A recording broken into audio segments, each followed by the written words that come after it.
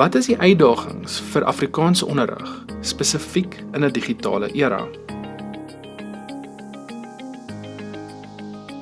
Jacques du Toit van UNISA gesels met ons oor watter uitdagings Afrikaans onderrig in die gesig staar en bied ook praktiese oplossings aan. Die uitdagings is nogal groot, maar dit is oorkombaar. Om die vraag te beantwoord, dink ek, moet ek 'n bietjie konteks gee en ek sal sê wanneer jy kyk na taal in die digitale era, moet ons die konsep van onderrig kan begryp en dan die verband tussen onderrig en leerondersteuning ons sal dit kan verstaan. En in ons agterkop moet ons altyd die lyn op die traject met betrekking tot die assessering gegrond op onderwys of onderrig en leer moet ons kan begryp. Ek sê altyd vir studente, Afrikaans is 'n amazing taal, dis 'n wonderlike taal, dis 'n baie sterk taal, dis 'n baie ryk taal, maar ook 'n baie komplekse taal, veral met betrekking tot taal en streeksvariëteite. En hoewel ons in die Kaap byvoorbeeld Afrikaans praat op streeksvlak, word ons gemeet op die standaardvorm wat ons noodwendig praat het.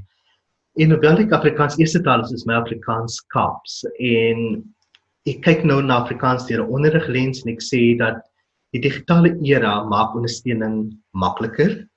Dit maak praktiese geleenthede moontlik en dit maak dit toeganklik en dit maak nodige hulpbronne beskikbaar.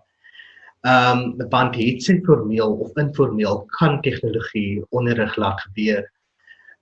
Deel van die onderrig uitdagings, ek dink die eerste uitdaging is dat ons moet kyk na taalonderrig en tegnologie as 'n geheel. Ons moet nie kyk na iets in isolasie nie, want indien ons na albei kyk, moet albei eenvormig waarde kan toevoeg tot 'n gesamentlike doel.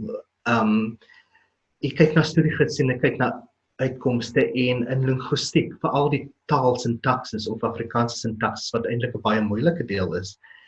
Ek leer konsepte soos die anaforiek en naamgewing en grammatika en die leer van kohesie en semantiese waardes. Maar wanneer die dinge aan jou verduidelik word, is dit baie klinies. So wat moeilik is dat die verduidelikings baie klinies aan jou verduidelik word en dit gaan gewoonlik oor jou kop.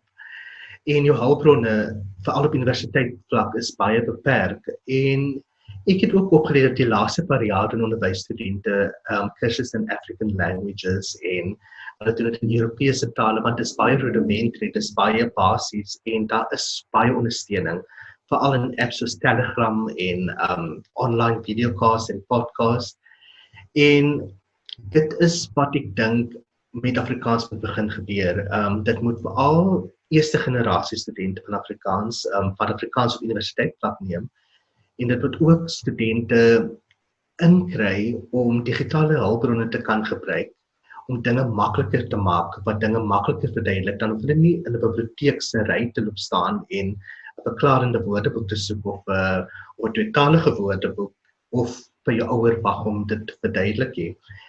'n tweede uitdaging is wat mense lees en wat hulle hoor is gewoonlik wat hulle deurgee en wat hulle skryf. Met tegnologie is leeslyste baie makliker. Jy kan lees aan enige toestel. En in 1986 was 'n baie interessante studie gedoen deur Keith Stanovich, genaamlik The Math Effects in Reading. En dit sê basies indien jy van kleintydsafval verdiep word in lees, kan jy later beter lees of jy koester 'n liefde vir lees. Maar indien daar geen immersion of onderdompeling gebeur nie, gaan jy agterstand hê. En dit is waar die digitale era vir ons kan baat om goeie materiaal beskikbaar te maak, ongeag van watter dialek in Afrikaans gepraat word. 'n derde uitdaging, dink ek, is die groot kopseer van COVID en die datakostes met betrekking tot hulpbronne.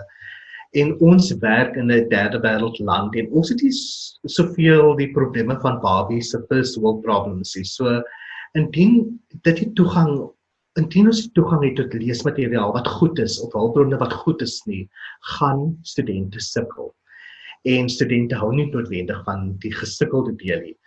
Maar 'n groot uitdaging is dat onderwysers en studente weet nie hoe om 'n digitale identiteit te kweek en te volhou.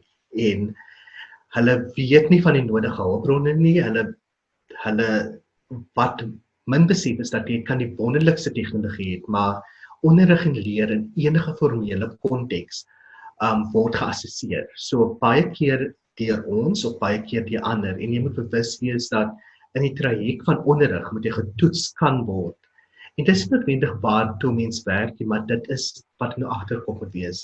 So om 'n digitale identiteit te hê, veral vandag se digitale era is baie belangrik en jy moet dit kan koester en moet veel amper so nederig te kan maak om te kan wil leer. En ek dink dit is veral baie belangrik.